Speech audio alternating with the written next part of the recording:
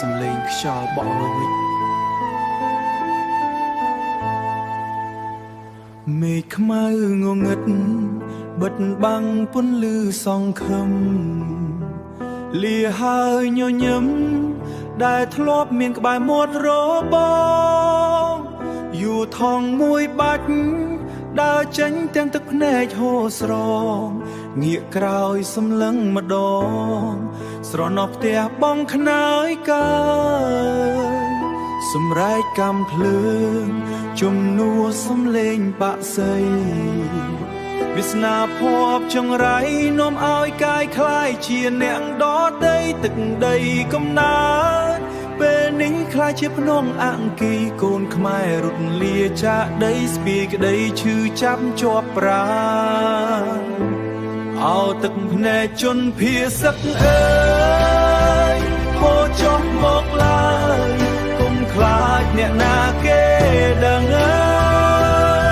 យទ្រូងអើយសែនតឹងសម្លឹងទៅមុខមិនឃើញកោះត្រើយព្រាត់ម្ដាយព្រាត់ពុកព្រាត់បងសល់តែស្រមោលកំដរខ្នងតើថ្ងៃណាទៅបំណងតើថ្ងៃណាទៅបំណងបានត្រឡប់ទៅផ្ទះយើងវិញដេកលើវាលស្មៅមេឃជាភួយដីជាក្រែនឹកណាំងពាក្យមេធ្លាប់ហៅកូនញ៉ាំបាយក្បែរភ្នក់ភ្លើងវាសនាបោកបង់ឲ្យយើងរស់ដោយក្តីចំបែងខ្លាចជាមនុស្សម្នាក់ឯងក្នុងโลกដែលសែនធំធេង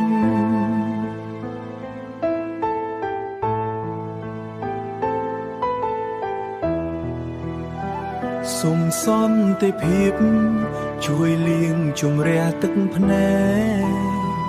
ឈប់មានការព្រាត់ប្រាសនៅថ្ងៃស្អែកសំឡេងខ្លុយរលត់ទៅបន្តិចម្ដង